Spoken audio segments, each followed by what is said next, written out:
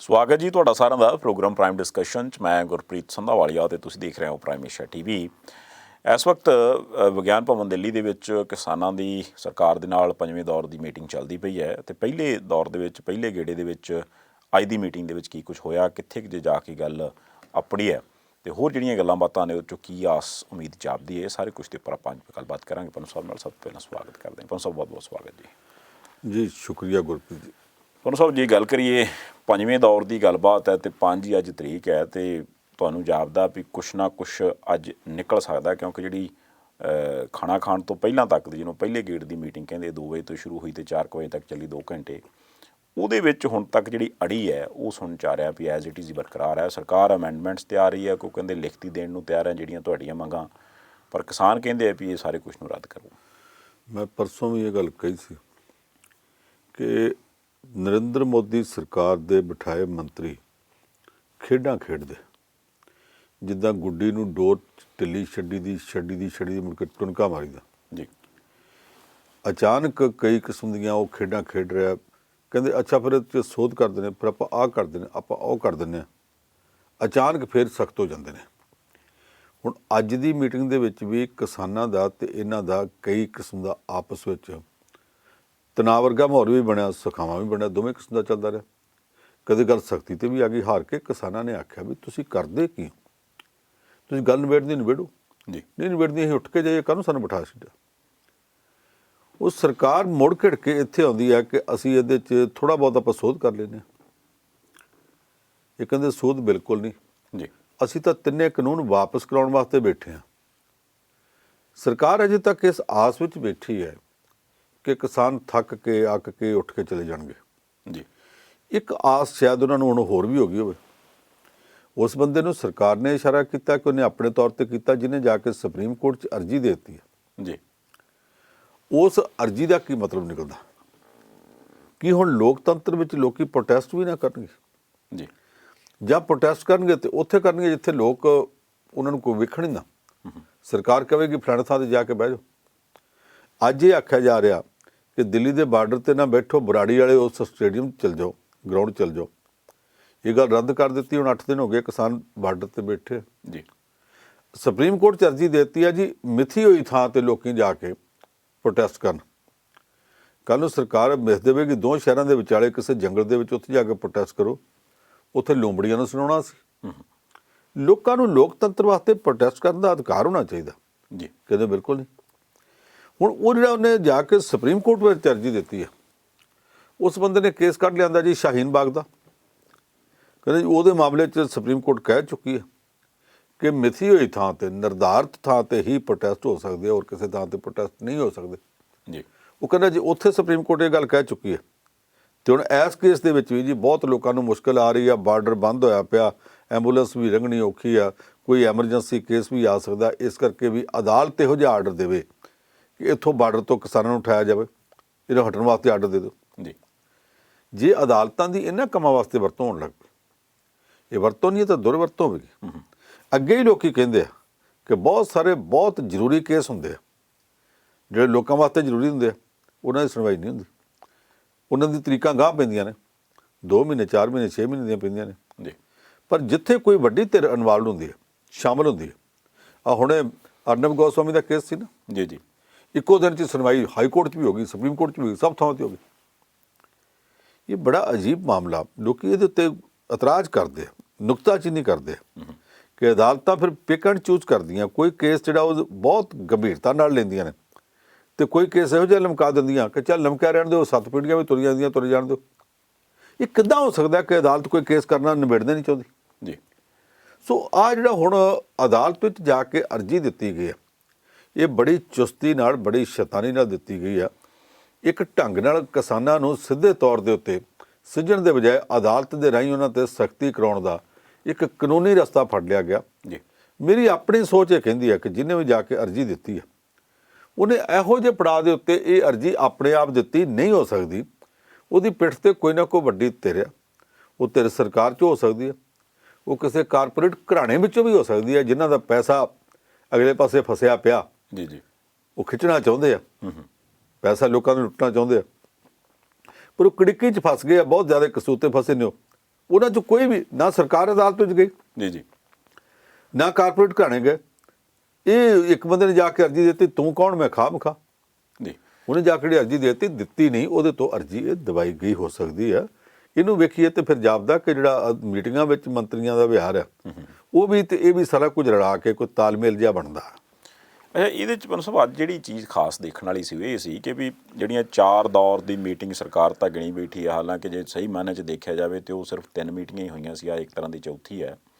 ਤੇ ਇਹਦੇ 'ਚ ਜਿਹੜੀ ਅੱਜ ਇਸ ਤੋਂ ਪਹਿਲਾਂ ਤਾਂ ਜਦੋਂ ਵੀ ਮੀਟਿੰਗ ਹੋਣੀ ਹੁੰਦੀ ਸੀ ਨਰਿੰਦਰ ਮੋਦੀ ਸਾਹਿਬ ਕਿਸੇ ਹੋਰ ਸੂਬੇ 'ਚ ਹੁੰਦੇ ਸੀ, ਪਰ ਅੱਜ ਮੀਟਿੰਗ ਤੋਂ ਪਹਿਲਾਂ ਜਿੱਦਾਂ ਵੱਡੇ ਲੈਵਲ ਦੇ ਉੱਪਰ ਗ੍ਰਹਿ ਮੰਤਰੀ ਸਾਹਿਬ ਨੂੰ ਬਿਠਾ ਕੇ ਜਾਂ ਜਿਹੜੇ ਆਪਣੇ ਰਾਜਨਾਥ ਸਿੰਘ ਹੋਰੀ ਉਹਨਾਂ ਨੂੰ ਬਿਠਾ ਕੇ ਮੀਟਿੰਗ ਕਰਨ ਤੋਂ ਬਾਅਦ ਉਹਦੇ 'ਚ ਖੇਤੀ ਮੰਤਰੀ ਨੂੰ ਸੱਦਿਆ ਜਾਣਾ, ਤੇ ਸਵੇਰ ਦੀ ਬੜੀ ਆਸ ਸੀ ਵੀ ਜਿਵੇਂ ਸ਼ਾਇਦ ਕੁਛ ਨਾ ਕੁਛ ਦੇਣ ਦਾ ਮਨ ਬਣਾ ਲਿਆ ਹੋਵੇ ਸਰਕਾਰ ਨੇ, ਉਹ ਅਜੇ ਤੱਕ ਗੱਲ ਸਾਹਮਣੇ ਨਹੀਂ ਆਈ। ਉਸ ਮੀਟਿੰਗ ਦਾ ਫਿਰ ਕੀ ਭਾਵ ਅਰਥ ਸਮਝਦੇ ਹੋ? ਦੇਣਾ ਹੈ ਨਾ ਕੁਝ ਹੀ ਦੇਣਾ ਨਾ ਜੀ, ਝਕਾਨੀ ਵੀ ਦਿੱਤੀ ਜਾ ਸਕਦੀ ਨਾ, ਝਕਾਨੀ ਦੇਣ ਦਾ ਵੀ ਮਨ ਬਣਾਇਆ ਜਾ ਸਕਦਾ, ਕੁਝ ਤਾਂ ਦੇਣਾ ਨਾ। ਉਹ ਕਿਸੇ ਸ਼ਰੀਫ ਆਦਮੀ ਨੂੰ ਕਿਸੇ ਨੇ ਗਾਲ ਕੱਢਤੀ ਸੀ ਤੇ ਉਹਨੇ ਘਰਦਿਆਂ ਨੂੰ ਆ ਕੇ ਆਖਿਆ ਥਾਣੇ ਪਰਚਾ ਦਰਜ ਕਰਾਉਣਾ, ਉਹਨੇ ਮੈਨੂੰ ਗਾਲ ਦਿੱਤੀ ਹੈ ਤੇ ਕਦੇ ਕੋਈ ਦਿੱਤਾ, ਇਹ ਲਿਆ ਤਾਂ ਨਹੀਂ ਤੇਰੇ ਤੋਂ। ਇਹ ਵੀ ਇਦਾਂ ਦੇ ਢੰਗ ਢੁੰਗ ਜੇ ਵਰਤਦੇ ਜਾਪਦੇ ਆ। ਪ੍ਰਧਾਨ ਮੰਤਰੀ ਨੇ ਪਹਿਲਾਂ ਹੁਣ ਤੱਕ ਇਹਦੇ 'ਚ ਕੋਈ ਦਿਲਚਸਪੀ ਨਹੀਂ ਲਈ, ਪਰ ਭਾਸ਼ਣਾਂ 'ਚ ਪੂਰੀ ਦਿਲਚਸਪੀ, ਪੂਰਾ ਤਵਾ ਲਿਆ, ਸਭ ਥਾਵਾਂ ਤੇ ਜਾ ਕੇ ਗੁੱਡਾ ਬਣਿਆ। ਜਦੋਂ ਦਿੱਲੀ ਦੇ ਵਿੱਚ ਕਿਸਾਨਾਂ ਦੇ ਆਗੂਆਂ ਦੀ ਤੇ ਕੇਂਦਰੀ ਮੰਤਰੀਆਂ ਦੀ ਗੱਲਬਾਤ ਚੱਲਦੀ ਪਈ ਸੀ, ਸਾਡੇ ਦੇਸ਼ ਦਾ ਪ੍ਰਧਾਨ ਮੰਤਰੀ ਤੇ ਉਦੋਂ ਵੀ ਚੁੱਪ ਨਹੀਂ ਕੀਤਾ। ਉਦੋਂ ਵੀ ਇਹੋ ਗੱਲਾਂ ਕਹੀ ਗਿਆ, ਦੇਖੋ ਜੀ ਮੈਂ ਤਾਂ ਦੇਸ਼ ਦਾ ਭਲਾ ਕਰਨਾ ਚਾਹੁੰਦਾ, ਕਿਸਾਨਾਂ ਦਾ ਭਲਾ ਕਰਨਾ ਚਾਹੁੰਦਾ, ਕਿਸਾਨਾਂ ਦੀ ਆਮਦਨ ਦੁੱਗਣੀ ਕਰਨੀ ਚਾਹੁੰਦਾ ਤੇ ਮੈਨੂੰ ਕਰਨ ਨਹੀਂ ਦੇ ਰਹੇ। ਮੈਂ ਜਦੋਂ ਕੋਈ ਚੰਗਾ ਕੰਮ ਕਰਨ ਲੱਗਦਾ ਇਹ ਡਿੱਕੇ ਪਾਉਂਦੇ ਆ। ਹੁਣ ਮੈਂ ਕਿਸਾਨਾਂ ਦਾ ਭਲਾ ਕਰਨ ਲੱਗਾ ਤੇ ਡਿੱਕੇ ਪਾਉਂਦੇ ਆ, ਸਮਝਦੇ ਅਸੀਂ ਰੋਕ ਲੈਣਾ, ਪਰ ਮੈਂ ਤਾਂ ਕਿਸਾਨਾਂ ਦਾ ਭਲਾ ਕਰਨਾ ਤੇ ਕਰ ਹੀ ਦੇਣਾ। ਨਾਲੇ ਤੁਹਾਨੂੰ ਪਤਾ ਕਿ ਰਾਮ ਮੰਦਿਰ ਬਣਾਉਣ ਲੱਗੇ ਸਾਂ, ਕਿੰਨਾ ਨੇਕੀ ਦਾ ਕੰਮ ਸੀ, ਇਹਨਾਂ ਨੇ ਡਿੱਕਾ ਪਾਤਾ, ਕਿੰਨੇ ਸਾਲ ਇਹ ਕੰਮ ਅਟਕਿਆ ਰਿਹਾ ਤੇ ਤੁਹਾਨੂੰ ਪਤਾ ਨਾ ਕਿ ਫਿਰ ਅਸੀਂ ਉੱਥੇ ਮੰਦਿਰ ਬਣਾ ਲਿਆ, ਹੁਣ ਬਣਨ ਲੱਗ ਪਿਆ ਮੰਦਿਰ, ਕੋਈ ਰੋਕ ਲਿਆ? ਇਸੇ ਤਰ੍ਹਾਂ ਮੈਂ ਕਿਸਾਨਾਂ ਦਾ ਭਲਾ ਕਰਨਾ, ਮੈਂ ਕਰਨਾ ਤੇ ਕਰ ਹੀ ਦੇਣਾ, ਮੈਨੂੰ ਕੋਈ ਰੋਕ ਥੋੜ੍ਹਾ ਸਕਦਾ। ਜਦੋਂ ਦਿੱਲੀ ਵਿੱਚ ਮੀਟਿੰਗ ਚੱਲਦੀ ਪਈ ਹੈ ਉਹਦੇ ਉੱਤੇ ਦੋਵੇਂ ਤਰ੍ਹਾਂ ਆਪੋ ਇੱਕ ਇੱਕ ਨੁਕਤੇ ਤੇ ਵਿਚਾਰ ਕਰਦੀਆਂ ਪਈਆਂ। ਸਰਕਾਰ ਦੇ ਨੁਮਾਇੰਦੇ ਤੇ ਕਿਸਾਨਾਂ ਦੇ ਨੁਮਾਇੰਦੇ ਆਪੋ ਵਿੱਚ ਸਿਰ ਜੋੜ ਕੇ ਬੈਠਦੇ ਪਏ। ਐਨ ਉਸ ਮੌਕੇ ਦੇ ਉੱਤੇ ਪ੍ਰਧਾਨ ਮੰਤਰੀ ਨੂੰ ਅੱਡ-ਅੱਡ ਥਾਵਾਂ ਤੇ ਜਾ ਕੇ ਇਸ ਤਰ੍ਹਾਂ ਦੇ ਸਖਤ ਭਾਸ਼ਣ ਕਰਨ ਦੀ ਲੋੜ ਕੀ ਸੀ? ਉਹ ਜਿਹੜੇ ਸਖਤ ਭਾਸ਼ਣ ਕੀਤੇ ਗਏ, ਸੋਮਵਾਰ ਮੀਟਿੰਗ ਹੋਣੀ ਸੀ ਤੇ ਉਹਦੇ ਤੋਂ 24 ਘੰਟੇ ਪਹਿਲਾਂ ਐਤਵਾਰ ਨੂੰ ਵਾਰਾਣਸੀ ਜਾ ਕੇ ਜਿਹੜਾ ਇਹ ਭਾਸ਼ਣ ਕੀਤਾ ਗਿਆ। ਇਸ ਭਾਸ਼ਣ ਦਾ ਮਤਲਬ ਕੀ ਨਿਕਲਦਾ ਜੀ? ਇਹੋ ਹੀ ਕਿ ਮੈਂ ਸਾਰੀ ਦੁਨੀਆ ਨੂੰ ਟਿੱਚ ਜਾਣਦਾ, ਮੈਂ ਕਿਸੇ ਦੀ ਪਰਵਾਹ ਨਹੀਂ ਕਰਦਾ। ਜਿਹੜੇ ਮੁੱਦੇ ਇਸ ਵੇਲੇ ਦੁਨੀਆ ਦੇ ਵਿੱਚ ਬਣ ਚੁੱਕੇ ਨੇ, ਅੱਡ-ਅੱਡ ਦੇਸ਼ਾਂ 'ਚ ਰੌਲਾ ਪੈ ਰਿਹਾ ਕਿ ਭਾਰਤ ਵਿੱਚ ਆ ਕੀ ਹੁੰਦਾ, ਉਹਨਾਂ ਮੁੱਦਿਆਂ ਉੱਤੇ ਸਾਡੇ ਦੇਸ਼ ਦਾ ਪ੍ਰਧਾਨ ਮੰਤਰੀ ਪਹਿਲਾਂ ਬਿਲਕੁਲ ਇੰਨਾ ਲਾਪਰਵਾਹ ਹੋਇਆ ਰਿਹਾ ਕਿ ਮੈਨੂੰ ਕਿਸੇ ਦੀ ਕੋਈ ਪਰਵਾਹ ਨਹੀਂ। ਤੇ ਅੱਜ ਉਹਨੇ ਜਾ ਕੇ ਇੱਕ ਮੀਟਿੰਗ ਕੀਤੀ। ਉਸ ਮੀਟਿੰਗ ਵਿੱਚ ਪਹਿਲਾਂ ਤਾਂ ਕਹਿੰਦੇ ਆ ਕਿ ਆਪਣਾ ਜਿਹੜਾ ਮਨਪਸੰਦ ਸਭ ਤੋਂ ਨੇੜੇ ਦਾ ਸਾਥੀ ਆ ਅਮਿਤ ਸ਼ਾਹ ਨੂੰ ਸੱਦਿਆ, ਦੋਵੇਂ ਗੱਲ ਕਰਦੇ ਪਏ ਸੀ, ਹੋ ਸਕਦਾ ਪਿੱਛੋਂ ਲੇਟ ਹੋ ਗਿਆ ਵੇ। ਤੀਸਰੇ ਨੰਬਰ ਦਾ ਮੰਤਰੀ ਰੱਖਿਆ ਮੰਤਰੀ ਹੈ ਰਾਜਨਾਥ ਸਿੰਘ, ਉਹ ਪਹਿਲਾਂ ਭਾਜਪਾ ਦਾ ਪ੍ਰਧਾਨ ਰਹਿ ਚੁੱਕਾ। ਜਦੋਂ ਨਰਿੰਦਰ ਮੋਦੀ ਨੂੰ ਪ੍ਰਧਾਨ ਮੰਤਰੀ ਦਾ ਉਮੀਦਵਾਰ ਬਣਾਇਆ ਗਿਆ 2014 'ਚ, 2013 'ਚ, 14 'ਚ ਤੇ ਪ੍ਰਧਾਨ ਮੰਤਰੀ ਬਣ ਗਿਆ ਨਾ ਜੀ। ਜਦੋਂ 2013 'ਚ ਇਹਨੂੰ ਪ੍ਰਧਾਨ ਮੰਤਰੀ ਲਈ ਉਮੀਦਵਾਰ ਬਣਾਇਆ ਗਿਆ, ਉਸ ਮੀਟਿੰਗ ਦੀ ਪ੍ਰਧਾਨਗੀ ਵੀ ਉਸੇ ਰਾਜਨਾਥ ਸਿੰਘ ਨੇ ਕੀਤੀ, ਜਿਹੜਾ ਅੱਜ ਕੱਲ੍ਹ ਰੱਖਿਆ ਮੰਤਰੀ ਹੈ, ਫਿਰ ਉਹਨੂੰ ਵੀ ਸੱਦ ਲਿਆ। ਉਹਨਾਂ ਦੋਵਾਂ ਨਾਲ ਸੱਦ ਕੇ ਕਾਫੀ ਲੰਮੀ ਮੀਟਿੰਗ ਕਰਨ ਤੋਂ ਬਾਅਦ ਜਿਹੜੇ ਖੇਤੀ ਮੰਤਰੀ ਦਾ ਮਹਿਕਮਾ ਉਹਨੂੰ ਬਾਅਦ ਸੱਦਿਆ ਜੀ।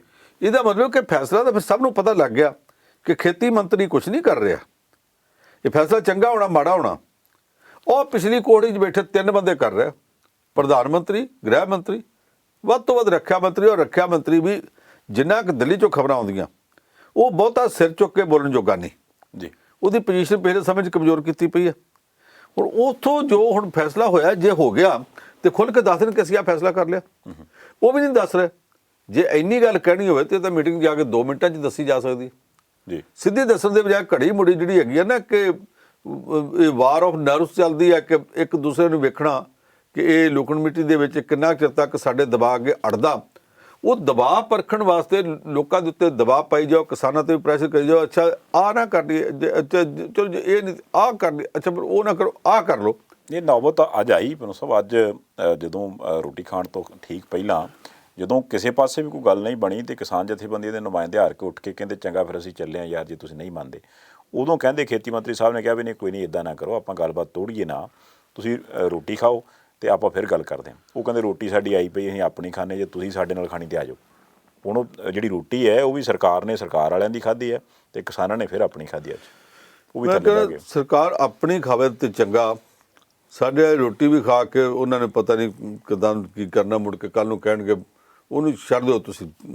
ਜਿਹੜੇ ਸਾਡੇ ਕਿਸਾਨਾਂ ਨੇ ਚੰਗਾ ਕੀਤਾ, ਕਿਸਾਨ ਆਗੂਆਂ ਨੇ ਕਿ ਪੰਜਾਬ ਤੋਂ ਗਏ ਨੇ, ਉਹਨਾਂ ਨੇ ਇਸ ਗੱਲ ਦਾ ਅਣਖ ਦਾ ਖਿਆਲ ਰੱਖਿਆ, ਪੰਜਾਬੀਆਂ ਦੀ ਅਣਖ ਦਾ ਵੀ ਖਿਆਲ ਰੱਖਿਆ, ਦੇਸ਼ ਦੀ ਅਣਖ ਦਾ ਵੀ ਖਿਆਲ ਰੱਖਿਆ ਕਿ ਅਸੀਂ ਇੱਥੇ ਗੱਲ ਕਰਨ ਵਾਸਤੇ ਆਏ ਹਾਂ, ਤੁਹਾਡੇ ਪ੍ਰਸ਼ਾਦੇ ਛਕਣ ਨਹੀਂ ਹੈ ਜੀ। ਉਹ ਜਿਹੜੀ ਪਹਿਲੀ ਮੀਟਿੰਗ ਦੇ ਵਿੱਚ ਸਰਕਾਰੀ ਪ੍ਰਸ਼ਾਦੇ ਛਕੇ ਸੀ, ਉਹਦਾ ਰੌਲਾ ਬਹੁਤ ਪਿਆ ਸੀ। ਕਈਆਂ ਲੋਕਾਂ ਨੇ ਆਖਿਆ ਸੀ ਨਾ ਛਕਦੇ ਚੰਗਾ ਸੀ। ਅਸੀਂ ਉਹਦੀ ਕੋਈ ਨੁਕਤਾਚੀਨੀ ਨਹੀਂ ਕੀਤੀ। ਅਸੀਂ ਸਮਝਦੇ ਸਾਂ ਕਿ ਜੇ ਉੱਥੇ ਇਕੱਠੇ ਬੈਠ ਕੇ ਖਾਣਾ ਖਾਣ ਨਾਲ ਵੀ ਗੱਲ ਨਿਬੜਦੀ ਹੈ ਤੇ ਨਿਬੇੜ ਦਿਓ। ਪਰ ਤਜਰਬੇ 'ਚ ਕੀ ਵੇਖਿਆ ਗਿਆ ਕਿ ਸਰਕਾਰ ਖਾਣਾ ਖਵਾ ਕੇ ਵੀ ਬੇਵਕੂਫ ਬਣਾ ਕੇ ਅਖੀਰ ਦੇ ਖਾਲੀ ਹੱਥ ਹੀ ਤੁਰਨਾ ਜੀ, ਤੇ ਉਹਦੇ ਨਾਲ ਚੰਗਾ ਪਹਿਲਾਂ ਹੀ ਤੁਰੋ। ਅੱਜ ਦੀ ਮੀਟਿੰਗ ਦੇ ਵਿੱਚ ਵੀ ਜਿਸ ਤਰ੍ਹਾਂ ਦਾ ਵਿਹਾਰ ਮੰਤਰੀ ਨੇ ਕੀਤਾ, ਦੂਸਰੇ ਮੰਤਰੀਆਂ ਨੇ ਕੀਤਾ, ਉਸ ਤੋਂ ਬਾਅਦ ਅੱਕ ਕੇ ਕਿਸਾਨ ਕੀ ਕੋਈ ਵੀ ਬੰਦਾ ਇੰਨੀਆਂ ਲੰਮੀਆਂ ਮੈਰਾਥਨ ਮੀਟਿੰਗਾਂ ਹੋਣ, ਮੀਟਿੰਗਾਂ 'ਚ ਨਿਕਲੇ ਕੱਖ ਨਾ, ਜੀ, ਏਜੰਡਾ ਅੱਗੇ ਤੁਰੇ ਨਾ, ਅੱਕ ਕੇ ਕੀ ਕਹੂਗਾ? ਇਹੋ ਕਹੂਗਾ ਨਾ ਚੰਗਾ ਫਿਰ ਤੁਸੀਂ ਬੈਠੋ, ਮੈਂ ਚੱਲਦਾ ਯਾਰ, ਮੇਰੇ ਕੋਲ ਹੋਰ ਟਾਈਮ ਨਹੀਂ ਹੈ। ਇਹ ਕੇਂਦਰ ਸਰਕਾਰ ਜਿਸ ਕਿਸਮ ਦੀ ਖੇਡ ਖੇਡਦੀ, ਮੈਂ ਮੁੜ ਕੇ ਕਹਿਣਾ ਕਿ ਕੇਂਦਰ ਸਰਕਾਰ ਖੇਡ ਖੇਡਦੀ ਆ। ਨਰਿੰਦਰ ਮੋਦੀ ਸਰਕਾਰ ਇੱਕ ਖੇਡ ਖੇਡਦੀ ਪਈ ਹੈ ਚੂਹੇ ਬਿੱਲੀ ਵਾਲੀ। ਉਹਦੇ 'ਚ ਕਿਸਾਨਾਂ ਨੂੰ ਇਸ ਤਰ੍ਹਾਂ ਵੜਾਵੇਂ 'ਚ ਪਾ ਕੇ ਤੇ ਕਿਸੇ ਨਾ ਕਿਸੇ ਤਰੀਕੇ ਉਲਝਾ ਕੇ ਚਾਹੁੰਦੀ ਹੈ ਕਿ ਬਾਈਕਾਟ ਕਰਕੇ ਤੁਰ ਜਾਣ ਤੇ ਅਸੀਂ ਸਾਰੇ ਦੇਸ਼ ਨੂੰ ਫਿਰ ਦੱਸਣ ਵਾਲੇ ਬਣੀਏ ਕਿ ਵੇਖੋ ਜੀ ਅਸੀਂ ਤਾਂ ਗੱਲ ਕਰਨਾ ਚਾਹੁੰਦੇ ਹਾਂ ਤੇ ਇਹ ਗੱਲ ਵੀ ਕਰਨ ਨੂੰ ਤਿਆਰ ਨਹੀਂ। ਕਿਸਾਨ ਲੀਡਰਸ਼ਿਪ ਇਸ ਗੱਲੋਂ ਚੰਗੀ ਹੈ ਕਿ ਉਹਨਾਂ ਨੇ ਅਜੇ ਤੱਕ ਸਰਕਾਰ ਨੂੰ ਇਹ ਕਹਿਣ ਦਾ ਮੌਕਾ ਨਹੀਂ ਦਿੱਤਾ ਕਿ ਕਿਸਾਨ ਗੱਲ ਕਰਨ ਲਈ ਤਿਆਰ ਨਹੀਂ। ਜਦੋਂ ਸੱਦਿਆ ਤੇ ਜਿੱਥੇ ਸੱਦਿਆ ਉਹ ਹਰ ਵਾਰੀ ਗਏ। ਇਹ ਜਾਣਦਿਆਂ ਹੋਇਆਂ ਗਏ ਕਿ ਨਿਕਲਣਾ ਕੱਖ ਨਹੀਂ, ਫਿਰ ਵੀ ਗਏ, ਹੁਣ ਵੀ ਜਾਂਦੇ ਨੇ, ਅੱਗੋਂ ਵੀ ਜਾਣਗੇ। ਪਰ ਸਰਕਾਰ ਨੂੰ ਸਰਕਾਰ ਦੇ ਤੌਰ ਤੇ ਵਿਹਾਰ ਕਰਨਾ ਚਾਹੀਦਾ। ਸਰਕਾਰ ਅਜੇ ਤੱਕ ਸਰਕਾਰ ਦੇ ਤੌਰ ਤੇ ਵਿਹਾਰ ਨਹੀਂ ਕਰਦੀ। ਇਸ ਤਰ੍ਹਾਂ ਕਿ ਜਿਵੇਂ ਇੱਕ ਪਾਰਟੀ ਜਾਂ ਪਾਰਟੀ ਨੂੰ ਵੀ ਛੱਡ ਦਿਓ, ਦਫਾ ਕਰੋ, ਪਾਰਟੀਆਂ ਬਹੁਤ ਨੇ ਇੱਥੇ। ਕਿਸਾਨ ਆਪਣੀ ਗੱਲ ਕਰਦੇ ਆ, ਸਰਕਾਰ ਆਪਣੀ ਨਹੀਂ ਕਰਦੀ, ਕਾਰਪੋਰੇਟ ਘਰਾਣਿਆਂ ਦੀ ਗੱਲ ਕਰਦੀ ਹੈ। ਪਰਸੋਂ ਵਾਲੀ ਮੀਟਿੰਗ ਦੇ ਵਿੱਚ 3 ਤਰੀਕ ਨੂੰ ਗੱਲਾਂ ਕਰਦਿਆਂ ਜਦੋਂ ਖੇਤੀ ਮੰਤਰੀ ਦੇ ਮੂੰਹ ਅਚਾਨਕ ਇਹ ਗੱਲ ਨਿਕਲੀ, ਇੱਦਾਂ ਤਾਂ ਫਿਰ ਕਾਰਪੋਰੇਟ ਘਰਾਣੇ ਨਾਰਾਜ਼ ਹੋ ਜਾਣਗੇ। ਉਦੋਂ ਪਤਾ ਲੱਗਾ ਕਿ ਖੇਤੀ ਮੰਤਰੀ ਅਸਲ ਵਿੱਚ ਕਾਰਪੋਰੇਟ ਘਰਾਣਿਆਂ ਦੇ ਇੱਕ ਪ੍ਰਤੀਨਿਧ ਦੇ ਤੌਰ ਤੇ ਉੱਥੇ ਮੀਟਿੰਗ 'ਚ ਬੈਠਾ। ਨਹੀਂ ਤਾਂ ਉਹ ਕਹਿ ਸਕਦਾ ਸੀ ਮੇਰੀ ਸਰਕਾਰ ਨੂੰ ਮੁਸ਼ਕਲਾਂ ਆਉਣਗੀਆਂ, ਉਹ ਸਰਕਾਰ ਦੀਆਂ ਮੁਸ਼ਕਲਾਂ ਕਢਾ ਸਕਦੇ। ਇਹ ਸਪਸ਼ਟ ਲਫ਼ਜ਼ਾਂ ਵਿੱਚ ਬਿਨਾਂ ਕਿਸੇ ਘੁੰਗੜ ਕੱਢੇ ਤੋਂ, ਘੁੰਡ ਕੱਢੇ ਤੋਂ, ਬਿਨਾਂ ਲਾਗਣ ਪੇਟ ਤੋਂ ਕਹਿ ਦੇਣਾ ਕਿ ਹਾਂ ਜੇ ਮੈਂ ਤੁਹਾਡੀ ਗੱਲ ਮੰਨ ਲਾਂ ਤੇ ਕਾਰਪੋਰੇਟ ਘਰਾਣੇ ਨਾਰਾਜ਼ ਹੋਣਗੇ। ਇਹਨਾਂ ਕਾਰਪੋਰੇਟ ਘਰਾਣਿਆਂ ਦੀ ਨਾਰਾਜ਼ਗੀ ਤੋਂ ਤੁਸੀਂ ਇਹਨਾਂ ਕਿਉਂ ਡਰਦੇ ਹੋ? ਕਾਰਨ ਕੀ ਹੈ ਕਿ ਕਾਰਪੋਰੇਟ ਘਰਾਣਿਆਂ ਦੇ ਕੋਲ ਦੇਸ਼ ਦੀ ਇਕਾਨਮੀ ਦੀ ਚਾਬੀ ਹੈ, ਜਦੋਂ ਮਰਜ਼ੀ ਜਿਹਨੂੰ ਮਰਜ਼ੀ ਮਰੋੜ ਸਕਦੇ। ਔਰ ਉਹ ਜਿਹੜੇ ਕਾਰਪੋਰੇਟ ਘਰਾਣੇ ਵੀ ਹੁਣ ਤਾਂ ਉਹ ਸਾਰੇ ਦੇ ਸਾਰੇ ਪਿੱਛੇ ਚਲੇ ਗਏ। ਇੱਕ ਵਕਤ ਸੀਗਾ ਅਸੀਂ ਇੱਥੇ ਨਾਅਰੇ ਲਾਉਂਦੇ ਹੁੰਦੇ ਸੀਗੇ, ਲੋਕੀ ਉਹਨਾਂ ਨੂੰ ਸੁਣਦੇ ਹੁੰਦੇ ਸਾਂ, ਟਾਟੇ ਬਿਰਲੇ ਕੀ ਜਾਗੀਰ ਨਹੀਂ, ਹਿੰਦੁਸਤਾਨ ਹਮਾਰਾ ਹੈ। ਉਦੋਂ ਸਰਮਾਏਦਾਰ ਕਿਹੜੇ ਸਨ? ਟਾਟਾ, ਬਿਰਲਾ, ਡਾਲਮੀਆਂ, ਸਿੰਘਾਣੀਆਂ, ਵਾਡੀਆ, 5 ਹੁੰਦੇ ਸੀ, 6ਵਾਂ ਕੋਈ ਲੱਭਦਾ ਨਹੀਂ ਸੀ ਜੀ। ਉਸ ਤੋਂ ਬਾਅਦ ਫਿਰ ਇੰਦਰਾ ਗਾਂਧੀ ਤੇ ਰਾਜੀਵ ਗਾਂਧੀ ਨੇ ਰਿਲਾਇੰਸ ਵੇਲੇ ਅੰਬਾਨੀ ਨੂੰ ਲੈ ਆਂਦਾ। ਉਹ ਹੌਲੀ ਹੌਲੀ ਇੰਨਾ ਚੜ੍ਹ ਗਿਆ ਕਿ ਜਿੰਨੇ ਪੁਰਾਣੇ ਸੀਗੇ ਟਾਟਾ, ਬਿਰਲਾ, ਡਾਲਮੀਆਂ, ਸਿੰਘਾਣੀਆਂ, ਇਹ ਵਾਡੀਆ, ਇਹ ਸਾਰੇ ਪਤਾ ਨਹੀਂ ਕਿਹੜੀਆਂ ਨੁਕਰਾਂ 'ਚ ਲੱਗ ਗਏ ਤੇ ਅੰਬਾਨੀ ਸਭ ਤੋਂ ਉੱਪਰ। ਤੇ ਫਿਰ ਸੰਸਾਰ ਵਾਲੇ ਟਾਪ 10 'ਚ, ਟਾਪ 5 'ਚ 1-2 ਵਾਰ ਤਾਂ ਸੰਸਾਰ ਦਾ ਸਭ ਤੋਂ ਵੱਡਾ ਪੂੰਜੀਪਤੀ ਵੀ ਬਣ ਗਿਆ ਜੀ। ਹੁਣ ਉਹ ਚੜ੍ਹਿਆ ਪਿਆ ਸੀ।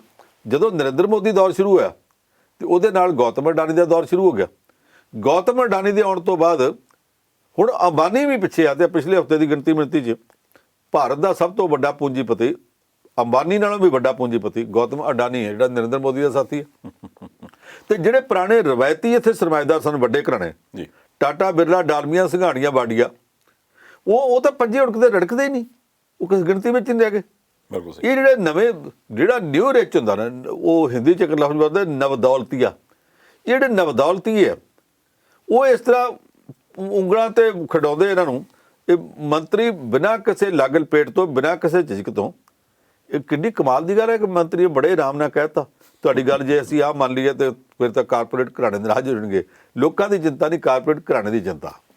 ਪੰਜ ਸਾਹਿਬ, ਇਹ ਖਬਰ ਵੀ ਅੱਜ ਆਈ ਸੀ, ਆਪਾਂ ਚਲੋ ਉਹਦੀ ਪੁਸ਼ਟੀ ਨਹੀਂ ਕਰਦੇ, ਪਰ ਜਿਹੜੇ ਪੰਜਾਬ ਤੋਂ ਗਏ ਭਾਜਪਾ ਦੇ ਲੀਡਰ ਨੇ, ਕਿਉਂਕਿ ਉਹ ਵੀ ਵਿੱਚ ਨੇ, ਤੇ ਉਹਨਾਂ ਨੇ ਵੀ ਕੁਛ ਕੋਸ਼ਿਸ਼ ਕੀਤੀ ਹੈ ਇਸ ਤਰ੍ਹਾਂ ਦੀ ਗੱਲ ਕਰਨ ਦੀ ਕਿ ਵੀ ਜੇ ਹੁਣ ਸਰਕਾਰ ਨੇ ਪਹਿਲਾਂ ਜੋ ਕਾਨੂੰਨ ਬਣਾਏ, ਉਹਨਾਂ ਕਾਨੂੰਨਾਂ ਦੇ ਵਿੱਚ ਜੋ ਤੁਸੀਂ ਕਮੀਆਂ ਦੱਸੀਆਂ, ਉਹਨਾਂ ਕਮੀਆਂ ਨੂੰ, ਖਾਮੀਆਂ ਨੂੰ ਮੰਨ ਲਿਆ, ਫਿਰ ਕਮੀਆਂ ਖਾਮੀਆਂ ਨੂੰ ਮੰਨਣ ਤੋਂ ਬਾਅਦ ਉਹ ਸਾਰੇ ਕੁਛ ਨੂੰ ਤੁਹਾਡੇ ਹਿਸਾਬ ਨਾਲ ਚੇਂਜ ਕਰਕੇ ਲਿਖ ਕੇ ਦੇਣ ਨੂੰ ਤਿਆਰ ਆ, ਤੇ ਫਿਰ ਕਾਨੂੰਨ ਤੇ ਤੁਹਾਡੇ ਹਿਸਾਬ ਨਾਲ ਚੇਂਜ ਹੋ ਜਾਂਦੇ, ਫਿਰ ਉਹਨੂੰ ਰੱਦ ਕਰਨ ਦੀ ਕੀ ਲੋੜ ਆ? ਇਸ ਲਾਈਨ ਨੂੰ ਕਿਵੇਂ ਦੇ, ਕਿਉਂਕਿ ਇਹ ਜੇ ਉਧਰੋਂ ਗੱਲ ਚੱਲੀ ਹੈ ਤੇ ਸੋਸ਼ਲ ਮੀਡੀਆ ਤੇ ਵੀ ਰੌਲਾ ਪੈ ਰਿਹਾ, ਬਹੁਤ ਸਾਰੇ ਮੀਡੀਆ ਹਾਊਸਿਸ ਵੀ ਗੱਲ ਕਰਦੇ ਆ ਵੀ ਜਦੋਂ ਅਮੈਂਡਮੈਂਟ ਹੀ ਹੋਊਗੀ ਕਿਸਾਨਾਂ ਦੇ ਹਿਸਾਬ ਨਾਲ ਤੇ ਫਿਰ ਤੇ ਉਹਨਾਂ ਨੇ ਆਪਣੀ ਮਰਜ਼ੀ ਦੇ ਕਾਨੂੰਨ ਅਮੈਂਡ ਕਰਾ ਲਏ ਆ, ਫਿਰ ਰੱਦ ਕਰਨ ਦੀ ਕੀ ਲੋੜ ਆ? ਕਿਸਾਨਾਂ ਦੇ ਮਤਲਬ ਦੀ ਇੱਕ ਅੱਧੀ ਅਮੈਂਡਮੈਂਟ ਕਰਨਗੇ, 2 ਕਰ ਦੇਣਗੇ, 4 ਕਰ ਦੇਣਗੇ, ਜਿਹੜਾ ਕਾਨੂੰਨ ਸਾਰੇ ਦਾ ਸਾਰੇ ਗਲਤ ਹੋਵੇ ਜੀ। ਜਦੋਂ ਉਹਦੇ 'ਚ ਇਹ ਆਖਿਆ ਜਾ ਰਿਹਾ ਕਿ ਤੁਸੀਂ ਜਿੱਥੇ ਜਦੋਂ ਦਿਲ ਕਰਦਾ ਜਿੱਦਾਂ ਮਰਜ਼ੀ ਆਪਣੀ ਫਸਲ ਵੇਚੋ, ਯੂਪੀਆ ਨੂੰ ਖੁੱਲ੍ਹ ਦਿੱਤੀ, ਕਿੰਨਾ ਕੁ ਫਾਇਦਾ ਉਹਨਾਂ ਨੂੰ ਹੋ ਗਿਆ ਜੀ। ਉੱਥੇ ਵੀ ਤੇ ਇਹੋ ਨਾ, ਜਦੋਂ ਜਿੱਥੇ ਦਿਲ ਕਰਦਾ ਜਿੰਨੇ ਦੀ ਮਰਜ਼ੀ ਆਪਣੀ ਫਸਲ ਵੇਚੋ, ਨਤੀਜਾ ਕੀ ਨਿਕਲਿਆ? ਜਿਹੜਾ 1888 ਰੁਪਏ ਕੁਇੰਟਲ ਪੰਜਾਬ ਦਾ ਝੋਨਾ ਵਿਕਿਆ, ਆ ਖੁੱਲੀ ਮੰਡੀ ਦਾ ਕਰਕੇ ਯੂਪੀ 'ਚੋਂ 900 ਰੁਪਏ ਕੁਇੰਟਲ ਵਿਕਦਾ ਪਿਆ, ਉਹਨਾਂ ਨੂੰ ਪੂਰਾ ਕਿਉਂ ਨਹੀਂ ਦਿੱਤਾ ਜੀ? ਇੱਕ ਗੱਲ ਤੇ ਹੈਗੀ ਇੱਥੇ, ਇੱਕ ਨੁਕਤੇ ਦੇ ਵਿੱਚ 10-10 ਗੱਲਾਂ ਨੇ, ਉਹਨਾਂ ਸਾਰੀਆਂ ਨੂੰ ਜੇ ਬਦਲਣਾ ਹੋਵੇ ਤੇ ਫਿਰ ਤਾਂ ਉਹ ਚੌਕ 'ਚ ਲੱਗੀ ਤਸਵੀਰ ਸੀ, ਆਖਿਆ ਸੀ ਇਹ 'ਚ ਨੁਕਸ ਕੱਢੋ, ਤੇ ਹਰ ਕੋਈ ਆ ਕੇ ਕਰੀ ਗਿਆ, ਸਾਰੀ ਤਸਵੀਰ ਹੀ ਨੁਕਸਾਂ ਵਾਲੀ ਸੀ। ਅਖੀਰ ਤਾਂ ਫਿਰ ਇਹੋ ਸੀਗਾ ਕਿ ਸਾਰੀ ਤਸਵੀਰ ਹੀ ਬਦਲ ਦਿਓ, ਨੁਕਸ ਤਾਂ ਨਹੀਂ ਹੋਣੇ ਨੇ ਕੱਢੇ ਜਾਣੇ ਜੀ। ਇਹਨਾਂ ਦੇ ਇਹ ਜਿਹੜੇ 3 ਬਿੱਲ ਆ, ਇਹਨਾਂ ਤਿੰਨਾਂ ਦੇ ਵਿੱਚ ਰਲਾ ਬਣਾ ਕੇ ਬਣਾਵੇਂ ਤੇ ਨੁਕਸ ਇੰਨੇ ਕੁ ਜ਼ਿਆਦੇ ਆ ਕਿ ਜੇ ਉਹ ਆਖਣ ਕਿ ਅਸੀਂ ਆ 2-3 ਸੋਧਾਂ ਕਰਦੇ ਨੇ, 2-3 ਸੋਧਾਂ ਨਾਲ ਗੁਰਪ੍ਰੀਤ ਜੀ ਇਹ ਮਸਲਾ ਹੱਲ ਹੋਣ ਵਾਲਾ ਨਹੀਂ। ਕਿਸਾਨ ਆਗੂ ਠੀਕ ਕਹਿੰਦੇ ਆ ਕਿ ਜੇ ਤੁਸੀਂ ਸਮਝੌਤਾ ਕਰਨ ਤੇ ਆਏ ਹੀ ਹੋ, ਆਪਣੀ ਜਿਹੜੀ ਸਰਕਾਰ ਛੱਡਦੀ ਆ ਤੇ ਫਿਰ ਚੰਗੀ ਤਰ੍ਹਾਂ ਛੱਡੋ, ਫਿਰ ਬਿੱਲ ਹੀ ਵਾਪਸ ਲੈ ਲਓ। ਇੱਕ ਗੱਲ ਕੁਝ ਦਿਨ ਮੈਂ ਪਹਿਲਾਂ ਆਖੀ ਸੀ ਜੀ ਕਿ ਕੇਂਦਰ ਸਰਕਾਰ ਜੇ ਕਿਸਾਨਾਂ ਨਾਲ ਮਸਲਾ ਨਿਬੇੜਨ ਵਾਸਤੇ ਸੁਹਿਰਦ ਹੈ, ਸੀਰੀਅਸ ਹੈ, ਉਹਦੇ ਲਈ ਪਹਿਲਾ ਕੰਮ ਇਹ ਹੋਣਾ ਚਾਹੀਦਾ ਕਿ ਭਾਵੇਂ ਅਸੀਂ ਇਹ ਕਾਨੂੰਨ ਬਣਾ ਲਏ, ਇਹਨਾਂ ਦੇ ਉੱਤੇ ਅਮਲ, ਇਹਨਾਂ ਦੀ ਇੰਪਲੀਮੈਂਟੇਸ਼ਨ ਪੂਰੇ 1 ਸਾਲ ਲਈ ਅਸੀਂ ਸਸਪੈਂਡ ਕਰਦੇ ਹਾਂ ਜੀ। ਲੋੜ ਪਵੇ ਦੂਜੇ ਸਾਲ ਲਈ ਵੀ ਕਰ ਲਿਓ, ਕਿਉਂ ਜੀ ਇਹ ਅਸੀਂ ਵਾਪਸ ਭਾਵੇਂ ਨਹੀਂ ਲਿਆ, ਸਸਪੈਂਡ ਇਸ ਕਰਕੇ ਕੀਤਾ ਕਿ ਇੰਨੇ ਸਮੇਂ 'ਚ ਕਿਸਾਨਾਂ ਨਾਲ ਗੱਲਬਾਤ ਚੱਲੇਗੀ। ਹੁਣ ਇੱਕ ਪਾਸੇ ਤੋਂ ਤੁਸੀਂ ਉਹਨੂੰ ਲਾਗੂ ਕਰਵਾਈ ਜਾ ਰਹੇ ਹੋ, ਦੂਸਰੇ ਪਾਸੇ ਤੁਸੀਂ ਗੱਲ ਕਰਦੇ ਪਏ ਹੋ, ਔਰ ਥੱਲੇ ਇੰਨੇ ਚੋਰ ਬੈਠੇ ਨੇ ਅਫਸਰਸ਼ਾਹੀ ਦੇ ਵਿੱਚ। ਇੱਥੇ ਸਾਡੇ ਮਾਲਵੇ ਦੇ ਇੱਕ ਜ਼ਿਲ੍ਹੇ 'ਚ ਫਾਜ਼ਿਲਕਾ 'ਚ ਕਿਤੇ ਕਿੰਨਵਾਂ ਦੀ ਮੰਡੀ ਸੀ, ਉਹਨਾਂ ਦੇ ਉੱਤੇ ਪਹਿਲਾਂ ਉਹਨਾਂ ਤੋਂ ਟੈਕਸ ਲਿਆ ਹੀ ਨਹੀਂ। ਜਦੋਂ ਟੈਕਸਾਂ ਦੀ ਗੱਲ ਚੱਲੀ ਵੀ ਕਿਉਂ ਨਹੀਂ ਲਿਆ ਗਿਆ, ਤੇ ਜਿਹੜਾ ਉੱਥੇ ਇੱਕ ਅਧਿਕਾਰੀ ਵੱਡਾ ਬੈਠਾ ਸੀ, ਉਹਨੇ ਲਿਖ ਕੇ ਭੇਜਤਾ ਕਿ ਇਹ ਤਾਂ ਜੀ ਕੇਂਦਰ ਸਰਕਾਰ ਦਾ ਖੁੱਲੀ ਮੰਡੀ ਦਾ ਕਾਨੂੰਨ ਆ ਗਿਆ, ਇਹਦੇ ਮੁਤਾਬਕ ਹੁਣ ਮੰਗੇ ਨਹੀਂ ਜਾ ਸਕਦੇ। ਖੁੱਲੀ ਮੰਡੀ ਦਾ ਜੇ ਪਹਿਲੀ ਗੱਲ ਤਾਂ ਇਹ ਕਿ ਖੁੱਲੀ ਮੰਡੀ ਦਾ ਕਾਨੂੰਨ ਅਜੇ ਪੰਜਾਬ ਸਰਕਾਰ ਨੇ ਲਾਗੂ ਹੀ ਨਹੀਂ ਕੀਤਾ, ਤੇ ਉਹ ਇੱਕ ਅਫਸਰ ਜਿਹੜਾ ਚੋਰ ਅਫਸਰ, ਮੈਂ ਚੋਰ ਅਫਸਰ ਜਾਣਬੁੱਝ ਕੇ ਕਹਿ ਰਿਹਾ, ਉਹਨਾਂ ਨਾਲ ਮਿਲਿਆ ਸੀ, ਉਹਨੇ ਲਿਖ ਕੇ ਘੱਲ ਦਿੱਤਾ। ਜੇ ਚੋਰ ਅਫਸਰ ਨਾ ਹੋਵੇ ਤਾਂ ਇਹ ਗੱਲ ਲਿਖ ਨਹੀਂ ਸਕਦਾ, ਉਹਨੇ ਲਿਖ ਕੇ ਘੱਲਤਾ। ਅੱਗੋਂ ਸਰਕਾਰ ਨੇ ਵੀ ਨਹੀਂ ਘੂਰਿਆ। ਜੇ ਫਰਜ਼ ਕਰੋ ਸਰਕਾਰ ਇਹ ਮੰਨ ਵੀ ਲਵੇ ਕਿ ਕੇਂਦਰ ਸਰਕਾਰ ਦਾ ਕਾਨੂੰਨ ਆ ਗਿਆ, ਤੇ ਫਿਰ ਅਗਲੀ ਗੱਲ ਇਹ ਹੈ ਕਿ ਕਾਨੂੰਨ ਹੋਣਾ ਆ ਨਾ, ਜਿਹੜੇ ਪਿਛਲੇ ਬਕਾਏ ਉਹ ਥੋੜ੍ਹਾ ਛੱਡ ਦਿਓਗੇ, ਇਸ ਕਾਨੂੰਨ 'ਚ ਲਿਖਿਆ ਹੋਇਆ ਕਿ ਪਿਛਲੇ ਬਕਾਏ ਛੱਡ ਦਿਓ ਜੀ। ਇਹਦੇ ਨਾਲ ਵੀ ਵੱਡੀ ਗੱਲ ਹੈ, ਤੁਸੀਂ ਪਿਛਲੇ ਬਕਾਏ ਛੱਡਣੇ ਛੱਡ ਦਿਓ, ਪਰ ਇਹ ਤਾਂ ਤੈਅ ਕਰੋ ਕਿ ਜਿਨ੍ਹਾਂ ਨੇ ਪਿਛਲੇ 5 ਸਾਲ ਉਹ ਪੈਸੇ ਨਹੀਂ ਉਗਰਾਏ, ਟੈਕਸ ਬਣਦੇ ਸੀ ਨਹੀਂ ਉਗਰਾਏ, ਕਰੋੜਾਂ ਰੁਪਏ ਦੇ ਟੈਕਸ ਹੈ, ਜੇ ਉਹਨਾਂ ਨੂੰ ਇਸ ਵੇਲੇ ਸੁੱਕਾ ਛੱਡ ਦਿੱਤਾ ਗਿਆ ਕਿ ਆਪਣੀ ਚਵਾਨੀ ਪੱਤੀ ਲੈ ਕੇ ਤੇ ਉਸ ਕੰਪਨੀ ਨੂੰ ਮਾਲ ਵਟਾਉਂਦੇ ਰਹੇ, ਤੇ ਫਿਰ ਤੇ ਅਗਲੀ ਵਾਰੀ ਦੂਜੇ ਵੀ ਉਹ ਚੋਰੀਆਂ ਕਰਨਗੇ। ਕਬਜ਼ੇ ਕਿਉਂ ਹੁੰਦੇ? ਇਸੇ ਕਰਕੇ ਕਿਉਂਕਿ ਜਿੰਨੇ ਲੋਕ ਕਬਜ਼ੇ ਕਰਦੇ ਆ ਉਹ ਜਦੋਂ ਛੁੱਟ ਜਾਂਦੇ ਆ ਤੇ ਬਾਕੀਆਂ ਨੂੰ ਵੀ ਹੁੰਦਾ ਕਿ ਲੈ ਫਲਾਣੇ ਦਾ ਕੀ ਵਿਗੜਿਆ ਜੀ। ਇਹ ਜਿਹੜੀ ਖੁੱਲ੍ਹ ਮਿਲਦੀ ਆ ਉਹ ਖੁੱਲ੍ਹ ਵੀ ਮਾੜੀ ਆ। ਹੁਣ ਇਸ ਕਾਨੂੰਨ ਦੇ ਵਿੱਚ ਇੱਕ ਕਾਨੂੰਨ ਤੇ ਹੈ ਨਹੀਂ, 2 ਨਹੀਂ ਗਏ, 3 ਆ ਇਕੱਠੇ ਜੀ। ਉਹਨਾਂ 3 ਕਾਨੂੰਨਾਂ ਦੇ ਨਾਲ ਕਈ ਕੁਝ ਹੋਰ ਹੈ ਜਿਹੜਾ ਇਹੋ ਜਿਹੇ ਹਿਸਾਬ ਨਾਲ ਆ ਰਿਹਾ, ਉਹਨੂੰ ਸਾਰੇ ਨੂੰ ਜੇ ਇਹ ਕਾਨੂੰਨ ਇਸ ਵੇਲੇ ਕਾਇਮ ਰਹਿਣ ਦਿੱਤੇ ਗਏ, ਇਹਨਾਂ ਦੇ ਵਿੱਚ ਮਾੜੀ ਮੋਟੀ ਸੋਧ ਕਰਕੇ ਕੰਮ ਚਲਾਉਣ ਦਾ ਯਤਨ ਕੀਤਾ ਗਿਆ, ਤੇ ਕੋਈ ਨਾ ਕੋਈ ਨੁਕਤਾ ਫਿਰ ਵਿੱਚ ਇਹੋ ਜਿਹਾ ਰਹਿ ਜਾਣਾ ਜਿਹੜਾ ਨੁਕਤਾ ਅੰਤ ਨੂੰ ਕਿਸਾਨਾਂ ਦੇ ਗਲ ਦਾ ਫਾਹ ਬਣੂਗਾ। ਜੇ ਕਿਸਾਨ ਲੀਡਰਸ਼ਿਪ ਕਹਿੰਦੀ ਹੈ ਕਿ 3 ਕਾਨੂੰਨ ਰੱਦ ਕਰ ਦਿਓ, ਤੇ ਕਰ ਦੇਣੇ ਚਾਹੀਦੇ ਆ। ਜੇ ਅਜੇ ਵੀ ਰੱਦ ਨਹੀਂ ਕਰਦੇ ਤੇ ਉਹਦਾ ਮਤਲਬ ਫਿਰ ਇੱਕੋ ਰਹਿ ਜਾਂਦਾ ਕਿ ਸਰਕਾਰ ਆਪਣੀ ਈਨ ਮਨਾਉਣਾ ਚਾਹੁੰਦੀ ਹੈ, ਜ਼ਿੱਦ ਪਕਾਉਣਾ ਚਾਹੁੰਦੀ ਹੈ, ਕਿਸਾਨਾਂ ਦਾ ਜਾਂ ਲੋਕਾਂ ਦਾ ਭਲਾ ਬਿਲਕੁਲ ਇਹ ਮਤ ਸਮਝੀ ਹੈ ਕਿ ਸਾਰਾ ਕੁਝ ਕਿਸਾਨਾਂ ਦੇ ਵਾਸਤੇ ਆ ਜੀ ਜੀ। ਅੱਗੇ ਨਤੀਜਾ ਕੀ ਨਿਕਲਦਾ ਪਿਆ? ਜਿਹੜੀਆਂ ਚੀਜ਼ਾਂ ਜਿੱਥੇ ਖੁੱਲ੍ਹੀ ਮੰਡੀ ਦੇ ਉੱਤੇ ਆ, ਤੁਸੀਂ ਵੇਖੋ ਇਸ ਵੇਲੇ ਮਕਈ ਦਾ ਕੀ ਭਾਅ ਆ ਜੀ। 800 ਰੁਪਏ ਨੂੰ ਕੁਇੰਟਲ ਵਿਕਦੀ ਪਈ ਆ ਜੀ ਜੀ। 600 ਨੂੰ ਵੀ ਇੱਕ ਥਾਂ ਤੇ ਵਿਕਦੀ। ਜੇ 800 ਰੁਪਏ ਵਿਕਦੀ ਹੋਵੇ, ਜਦੋਂ ਮੱਕੀ ਜਿਹੜੀ ਉਹ ਚੱਕੀ 'ਚੋਂ ਲੰਘਦੀ ਹੈ, ਚੱਕੀ 'ਚੋਂ ਲੰਘੀ ਮੱਕੀ ਘੱਟ ਤਾਂ ਨਹੀਂ ਜਾਂਦੀ ਜੀ, ਉਹ ਤਾਂ ਖਰਚਾ ਵੀ ਬਹੁਤਾ ਨਹੀਂ ਪੈਂਦਾ। 8 ਰੁਪਏ ਕਿਲੋ ਯਾਨੀ 800 ਰੁਪਏ ਕੁਇੰਟਲ ਮੱਕੀ ਵਿਕੀ, 8 ਰੁਪਏ ਕਿਲੋ ਹੋ ਗਈ। ਇੱਕ ਚੱਕੀ ਦੇ ਵਿੱਚ ਲਿਗਣ ਤੋਂ ਬਾਅਦ ਬਾਜ਼ਾਰ ਜਾ ਕੇ ਅੱਜ ਮੱਕੀ ਦੀ ਆਟੇ ਦਾ ਰੇਟ ਕੀ ਹੈ ਜੀ? 35 ਰੁਪਏ। 35 ਰੁਪਏ ਨੇ। ਇਹ ਕਿਸਾਨ ਦੇ ਕੋਲ ਉਹ 8 ਰੁਪਈਆ ਦਾ ਸੀ ਮੱਕੀ ਸੀਗੀ ਜੀ। ਇਹ ਕਿਸਾਨ ਦੇ ਕੋਲ ਖਰਾਸ ਨਹੀਂ ਚੱਲਦਾ, ਪੁਰਾਣਾ ਬਲਦਾਂ ਨਾਲ ਖਰਾਸ ਚਲਾਉਂਦੇ ਹੁੰਦੇ ਸੀ। ਅੱਜ ਕੱਲ੍ਹ ਘਰ ਵਿੱਚ ਸਾਰਿਆਂ ਨੇ ਚੱਕੀਆਂ ਰੱਖੀਆਂ ਨੇ, ਬਿਜਲੀ ਵਾਲੀਆਂ ਚੱਕੀਆਂ ਕਈਆਂ ਘਰਾਂ 'ਚ ਲੱਗੀਆਂ ਨੇ ਜੀ। ਵੱਡੀ ਚੱਕੀ ਤੇ ਜਾਣ ਦੀ ਲੋੜ ਨਹੀਂ। ਜੇ ਜਾਣਾ ਵੀ ਹੋਵੇ ਤੇ ਉਹਦੇ ਉੱਤੇ ਫਰਜ਼ ਕਰੋ ਉਹ 10 ਨਹੀਂ 20 ਰੁਪਏ 50 ਰੁਪਏ ਕੁਇੰਟਲ ਦੇ ਲੈ ਵੀ ਲੈਣ, ਤੇ ਫਿਰ 8 ਤੇ 5 ਰੁਪਏ ਹੋਰ ਲਾ ਲਓ, 13 ਰੁਪਏ ਹੋਵੇ, 15 ਰੁਪਏ, 20 ਰੁਪਏ ਵੀ ਭਾਵ ਚਲੋ ਮੰਨ ਲਿਆ, ਪਰ 8 ਰੁਪਏ ਜਿਹੜੀ ਹੈਗੀ 800 ਰੁਪਏ ਕੁਇੰਟਲ ਤੇ 8 ਰੁਪਏ ਕਿਲੋ ਬਣਦਾ, 8 ਰੁਪਏ ਕਿਲੋ ਵਾਲੀ ਮੱਕੀ ਦਾ ਆਟਾ 35 ਰੁਪਏ ਕਿੱਦਾਂ ਹੋ ਰਿਹਾ ਜੀ? ਇਹ ਤਾਂ ਕਿਸਾਨ ਨੂੰ ਦੱਸਣਾ ਚਾਹੀਦਾ। ਨਹੀਂ, ਉਹ ਵੀ ਹੋ ਰਿਹਾ ਨਾਲ ਪੰਨੂ ਸਾਹਿਬ, ਇਹ ਵੀ ਹੋ ਰਿਹਾ ਕਿ ਜੇ 800 ਦੀ ਖਰੀਦੀ ਸੀ ਤੇ ਅੱਜ ਇਹ ਰਿਟੇਲ ਦੇ ਵਿੱਚ ਮੰਨ ਲਓ ਅਗਲਾ ਆਖੇ ਨਾ ਮੈਨੂੰ 2 ਕਿਲੋ ਮੱਕੀ ਦੇ ਦਿਓ ਦੁਕਾਨ ਤੋਂ ਲੈਣੀ, ਹਾਂ, ਉਹ ਰੇਟ ਫਿਰ 20-22 ਰੁਪਏ, ਫਿਰ 20-22 ਰੁਪਏ, ਕਿਉਂਕਿ ਉਹ ਕਹਿੰਦੇ ਜੀ 1850 ਤੇ ਸਰਕਾਰੀ ਰੇਟ ਆ। ਮਤਲਬ ਜੇ ਵੈਸੇ ਵੀ ਤੁਸੀਂ ਲੈਣੀ ਮੱਕੀ, ਸਰਕਾਰੀ ਕਾਗਜ਼ਾਂ 'ਚ ਹੀ ਰੱਖਿਆ ਨਾ, ਦਿੱਤਾ ਤਾਂ ਨਹੀਂ ਕਿਸੇ ਨੇ। ਇਹੋ ਤੇ ਗੱਲ ਆ। ਪਿਛਲੀ ਵਾਰੀ ਮੱਕੀ ਘੱਟ ਸੀ ਤੇ 2400 ਰੁਪਏ ਕਿਲੋ ਨੂੰ ਕੁਇੰਟਲ ਨੂੰ ਚਲੀ ਗਈ। ਇਸ ਵਾਰੀ ਮੱਕੀ ਥੋੜੀ ਜਿਹੀ ਵੱਧ ਆ ਗਈ, ਸਰਕਾਰੀ ਰੇਟ ਕਿਸੇ ਨੇ ਪੁੱਛਿਆ ਹੀ ਨਹੀਂ। 2400 ਤੋਂ ਇੱਕਦਮ ਡਿੱਗ ਕੇ 1200 ਵੀ ਨਹੀਂ ਆਈ, 800 ਇੱਕ ਦਿਨ ਤੇ 600 ਨੂੰ ਵੀ ਵਿਕ ਗਏ ਜੀ। ਇਹ ਸਾਰਾ ਕੁਝ ਜਿਹੜਾ ਵਾ ਕਿਸਾਨ ਦੇ ਮਨ ਵਿੱਚ ਜਿਹੜੀਆਂ ਬੇਪ੍ਰਤੀਤੀਆਂ ਨੇ, ਜਿਹੜੇ ਉਹਦੇ ਮਨ 'ਚ ਸ਼ੰਕੇ ਆ, ਉਹ ਸ਼ੰਕੇ ਦੂਰ ਕਰਨੇ ਚਾਹੀਦੇ ਆ। ਭਾਰਤ ਸਰਕਾਰ ਨਹੀਂ ਦੂਰ ਕਰ ਸਕੀ ਔਰ ਕਰਨਾ ਵੀ ਸ਼ਾਇਦ ਨਹੀਂ ਚਾਹੁੰਦੀ। ਇੱਕ ਅੱਜ ਮੀਟਿੰਗ ਚੱਲਦੀ ਪਈ ਹੈ ਪੰਨੂ ਸਾਹਿਬ, ਦੂਸਰੇ ਪਾਸੇ ਅੱਜ ਇੱਕ ਕਾਲ ਵੀ ਸੀਗੀ ਕਿਸਾਨਾਂ ਦੀ, ਉਹ ਸੀ ਦੇਸ਼ ਭਰ ਦੇ ਵਿੱਚ ਮੋਦੀ ਸਰਕਾਰ ਦੇ ਪਲੱਸ ਕਾਰਪੋਰੇਟ ਘਰਾਣਿਆਂ ਦੇ ਪੁਤਲੇ ਫੂਕਣਿਆਂ ਤੇ ਮੁਜ਼ਾਹਰਾ ਕਰਨਾ। ਅੱਜ ਉਹਨਾਂ ਨੇ ਉਹ ਵੀ ਕੰਮ ਕੀਤਾ ਨਾਲ। ਦੇਖੋ, ਸਾਰੇ ਦੇਸ਼ 'ਚ ਪੁਤਲੇ ਸਾੜਦੇ ਨੇ, ਮੁਜ਼ਾਹਰੇ ਕਰਦੇ ਨੇ, ਮਰਦਾ ਕੀ ਨਹੀਂ ਕਰਦਾ। ਕਿਸਾਨਾਂ ਦੇ ਮਨ 'ਚ ਇੰਨਾ ਰੋਹ ਭਰਿਆ ਪਿਆ। ਅਜੇ ਤਾਂ ਜੇ ਰੋਹ ਇਸੇ ਤਰ੍ਹਾਂ ਵੱਧਦਾ ਗਿਆ, ਮੈਨੂੰ ਡਰ ਆ ਕਿ ਰੋਹ ਕੋਈ ਗਲਤ ਟਰਨ ਨਾ ਲੈ ਜਾਂਦਾ ਹੋਵੇ ਜੀ। ਸਰਕਾਰ ਲੋਕਾਂ ਦਾ ਸਬਰ ਪਰਖਦੀ ਪਈ ਆ। ਇੱਕ ਹੱਦ ਹੁੰਦੀ ਆ, ਇਸ ਵੇਲੇ ਸਰਕਾਰ ਉਸ ਹੱਦ ਤੋਂ ਬਹੁਤ ਅੱਗੇ ਜਾ ਰਹੀ ਹੈ, ਕਿਉਂਕਿ ਸਰਕਾਰ ਲੋਕਾਂ ਦਾ ਸਬਰ ਪਰਖਦੀ ਪਈ ਆ। ਇਸ ਕਰਕੇ ਇਹ ਅਜੇ ਤੇ ਪੁਤਲੇ ਸਾੜੇ ਕੁਝ ਵੀ ਹੋ ਸਕਦਾ। ਅੱਜ ਜਦੋਂ ਦੁਸਹਿਰੇ ਦੇ ਉੱਤੇ ਪ੍ਰਧਾਨ ਮੰਤਰੀ ਦੇ ਪੁਤਲੇ ਬਣਾ ਕੇ ਰਾਵਣ ਤੇ ਕੁੰਭ ਕਰਨ ਦੀ ਥਾਂ ਤੇ ਉੱਥੇ ਲਾ ਕੇ ਸਾੜੇ ਗਏ, ਉਹ ਵੀ ਤੇ ਇਸ ਰੋਸ ਚੋਂ ਨਿਕਲਿਆ ਸੀ। ਬਿਲਕੁਲ। ਨਹੀਂ ਤਾਂ ਕੌਣ ਚਾਹੁੰਦਾ ਆਪਣੇ ਦੇਸ਼ ਦਾ ਲੋਕਾਂ ਵੱਲੋਂ ਚੁਣਿਆ ਹੋਇਆ ਪ੍ਰਧਾਨ ਮੰਤਰੀ ਤੇ ਉਹਦੇ ਜਿਹੜੇ ਬੁੱਤ ਲਾ ਕੇ ਸਾੜੇ ਜਾਣ? ਕਿਉਂ ਸਾੜੇ ਗਏ ਸੀ? ਉਹ ਜੋ ਕੁਝ ਹੋਇਆ ਸੀ ਉਹ ਵੀ ਲੋਕਾਂ ਦੇ ਰੋਸ ਚੋਂ ਸੀ। ਆ ਵੀ ਉਹ ਰੋਸ ਚੋਂ ਆ। ਸਰਕਾਰ ਨੂੰ ਇਹਦਾ ਗੁੱਸਾ ਨਹੀਂ ਕਰਨਾ ਚਾਹੀਦਾ, ਬਲਕਿ ਇਹ ਸਮਝਣਾ ਚਾਹੀਦਾ ਕਿ ਲੋਕਾਂ ਦੇ ਮਨ 'ਚ ਰੋਸ ਪੈਦਾ ਕਿਉਂ ਹੋਇਆ ਤੇ ਅੱਗੋਂ ਰੋਕਿਆ ਕਿੱਦਾਂ ਜਾ ਸਕਦਾ। ਜੀ ਪੰਨੂ ਸਾਹਿਬ, ਤੁਸੀਂ ਆਏ, ਸਮਾਂ ਕੱਢਿਆ ਜੀ, ਬਹੁਤ ਧੰਨਵਾਦ। ਤੇ ਅੱਜ ਅਸੀਂ ਇਹ ਜਿੰਨੀ ਵੀ ਗੱਲਬਾਤ ਕੀਤੀ ਹੈ ਜੀ, ਜਦੋਂ ਅਸੀਂ ਇਹ ਗੱਲ ਕਰ ਰਹੇ ਹਾਂ ਉਦੋਂ ਮੀਟਿੰਗ ਜਾਰੀ ਹੈ, ਇਸ ਕਰਕੇ ਪਹਿਲੇ ਦੌਰ ਦੀ ਮੀਟਿੰਗ 'ਚ ਜੋ ਕੁਝ ਹੋਇਆ ਸੀ ਉਹ ਆਪ ਜੀ ਦੇ ਨਾਲ ਸਾਂਝਾ ਕੀਤਾ। ਬਾਕੀ ਪ੍ਰਾਈਮ ਏਸ਼ੀਆ TV ਤੁਹਾਨੂੰ ਸਮੇਂ-ਸਮੇਂ ਤੇ ਅਪਡੇਟ ਕਰਦਾ ਰਹੇਗਾ। ਦੇਖਦੇ ਰਹਿਣਾ ਪ੍ਰਾਈਮ ਏਸ਼ੀਆ TV, ਤੁਹਾਡਾ ਆਪਣਾ, ਤੁਹਾਡੇ ਲਈ।